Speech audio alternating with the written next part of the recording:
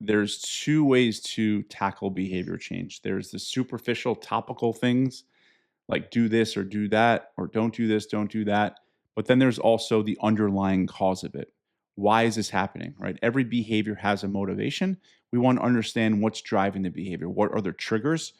And when you combine those two in concert, behavior change not only is inevitable, but it is sustainable.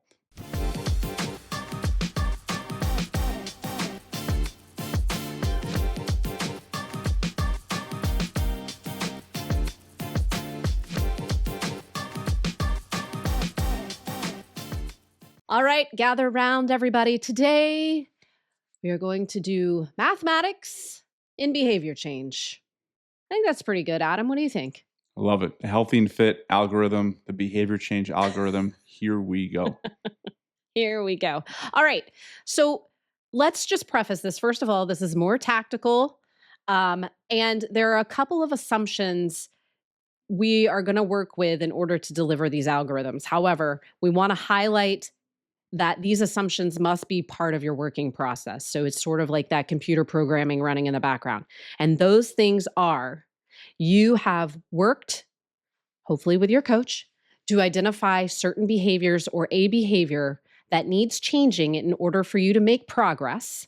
And you have worked and are continuing to work to understand the underlying source of that behavior. Adam, do you want to say that differently? I think that was really well said. Thank Another way to say it is there's two ways to tackle behavior change. There's the superficial topical things like do this or do that, or don't do this, don't do that. But then there's also the underlying cause of it. Why is this happening, right? Every behavior has a motivation. We want to understand what's driving the behavior. What are the triggers? And when you combine those two in concert, behavior change not only is inevitable, but it is sustainable. That's what we want. So an example might be you're really exhausted. The topical, superficial, tactical move would be, I don't know, maybe drink caffeine or something like that. Whereas the real issue, the underlying issue is you're not getting enough sleep, right? This is a very simple example, but that's what I mean. You have the topical, the other side. We want to focus on both. Yes. Yes. But we are going to be talking. So the cool thing is what we're really talking about here is what we call our MPH, right? With My Body Tutor, we work with accountability and we address the MPH, the mindset, the psychology, the habits. So understanding that underlying driver of the behavior, that's your mindset, that's your psychology.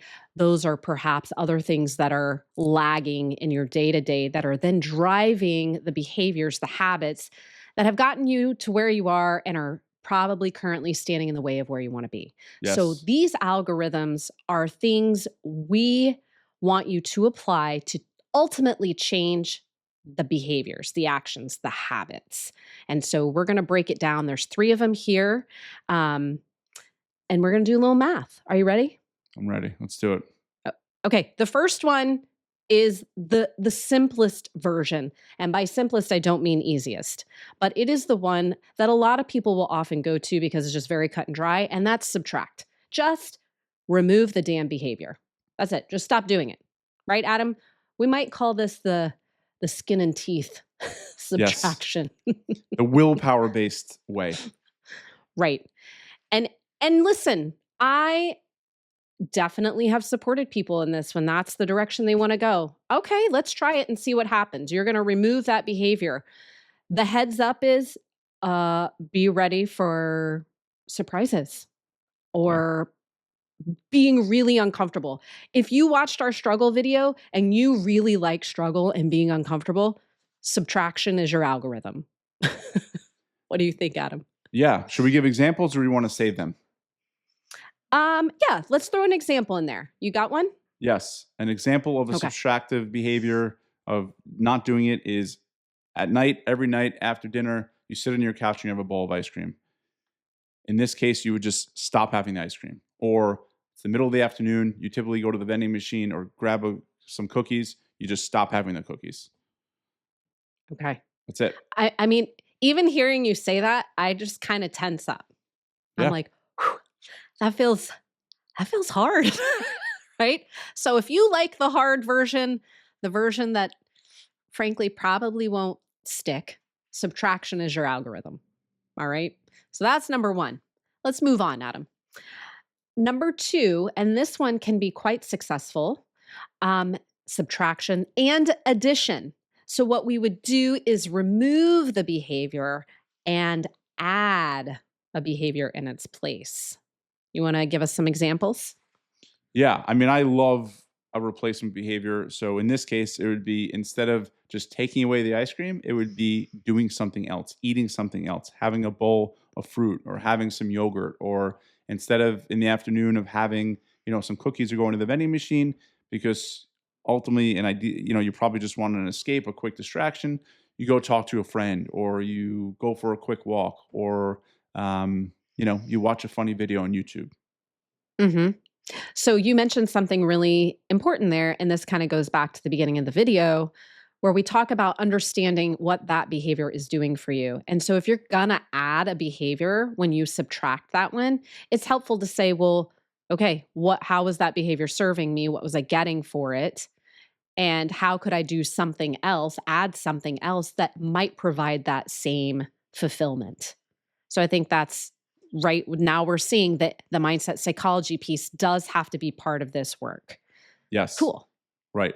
What problem is this solving for me? How else can I solve this problem besides using food in this case? Yes. Very good. All right. So we've got two algorithms now. Now, the third one, um, I really like. I think it probably produces some pretty interesting outcomes. I don't know. Let me see what you think, Adam, if you think it's more technical or maybe a little more challenging in some ways, but I'll just go ahead and put it out there. We're not subtracting the offending behavior. We're adding something new upstream of that behavior we want to change. What are your thoughts on that? Highly effective. I think this Hmm. in combination maybe with something else with number two could be really, really effective. So what we're saying is often a behavior happens because it's a pattern. And what we really believe is that if you change the very beginning of that pattern of behaviors, often the behavior that you want to change changes itself. So, for example, let's say at the end of a long day, you typically just plop on the couch and veg out with food, whatever. In this case, it would be instead of going on the couch, you do something else because the couch is a signal. You're often just associating sitting on the couch with eating. So in this case, you do Hmm. something entirely different, and that would help. Or you could even just another simple example is if the afternoon or the evening is a challenging time food wise, I would say have a bigger meal for lunch or have a bigger meal for dinner. So in this case, at least you're not physically hungry in those challenging times. Hmm. Yep, those are great examples. I think sort of in acute phases of trying to change that behavior downstream.